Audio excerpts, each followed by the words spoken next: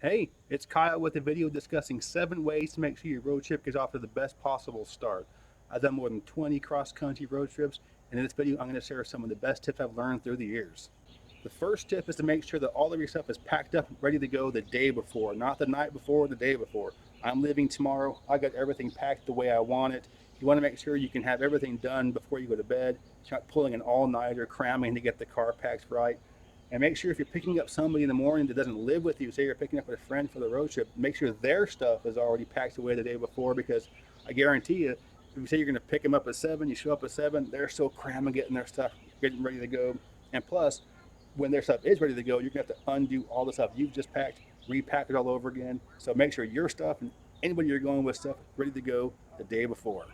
The second tip is to make sure the things you need easy access to are packed on the outside. So I keep my snacks in this bag right here so I can just grab them really easily. So if you're going to stop at rest stops for picnic kind of stuff, instead of going through drive-thrus every time, you want to make sure you have your food available. Drinks right here you can get to really easily.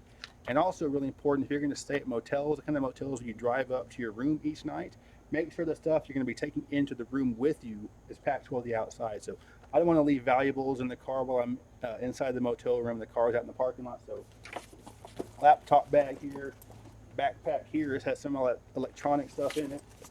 And so that way I can carry one bag in one hand, got the backpack of valuables on me, and carry my clothes bag as I go into the motel room. So make sure the stuff you want on the outside is easily available. The third tip is make sure you don't overpack. You want to make sure you're able to see out the back. You can get pulled over and ticketed if not having a clear line of sight out the back. And also because, let's face it, you're going to buy a bunch of crap you don't need along the way, and you're going to want a place to stuff it. The fourth tip isn't going to be relevant to everyone, but if you're bringing a dog with you, make sure the dog space is already carved out before you head out. So if you already have your car packed up, but you didn't leave enough space for your dog, that's not going to be good. When you're in the car all day long, your dog's want to move around a lot more. So we let our dog have the entire back seat. So we've got his crate right here, his bed here. He can rotate back and forth where he wants to be. So make sure before you leave, you carve out the Pooch's Palace. The fifth tip is to make sure your car itself is ready.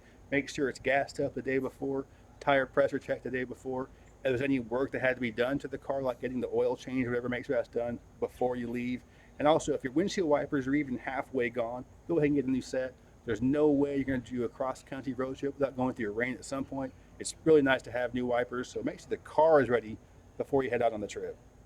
Tip number 6 is why you want to have all that stuff done in the first place. And that's so you can get out on the road early the first day of your road trip, drive as much as you reasonably can that first day. So no matter where you're starting from, you drive, say, 10, 12 hours, whatever your practical limit is, that first day, you're already a third of the way across the country. So on subsequent days, you won't have to drive as far. So the next day, maybe you can sleep in a little bit, drive only 6 hours. You can stop and see more stuff that way. So the first day of your trip, you're not tired yet.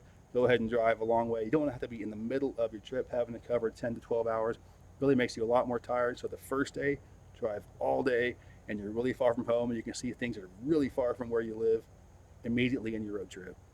And the seventh tip is to make sure you do stop often when you're driving. If you're going to be on the road 10, 12 hours or so, make sure you do stop and take your time when you're there. Don't be one of those people that's like, drive, drive, drive, drive. You got to make really good time.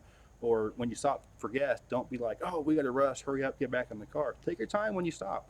It makes a really big difference. You'll be tired from driving all day. If each time you stop for gas, you just take an extra 2 minutes to do a little extra walking around, that makes a big difference. Even if you're just kind of jogging a place like an idiot, you can take a little extra time each time you stop for gas. But you stop 3 times, 2 minutes each, 2 minutes extra each time. That only adds 6 minutes to your entire day. Not that big of a deal, but those extra 2 minutes per each stop can make all the difference. So there you have it. 7 tips to help make sure your road trip gets off to the best possible start. The first day of your trip can really set the tone for the entire trip. So if you follow these tips, the first day of your trip will be a lot less stressful. The following days of your trip will be a lot less stressful. And that way you can get the most out of your road trip. I hope you found the information in this video useful. If you did, please give me a thumbs up to let me know you approve. And if you're interested in stuff about cross-country road tripping, U.S. travel, some nerdy geography stuff, check out my channel. That's the kind of stuff that I'm posting, and consider subscribing. But yeah, thanks for watching. Geography King signing out, and about to hit the road.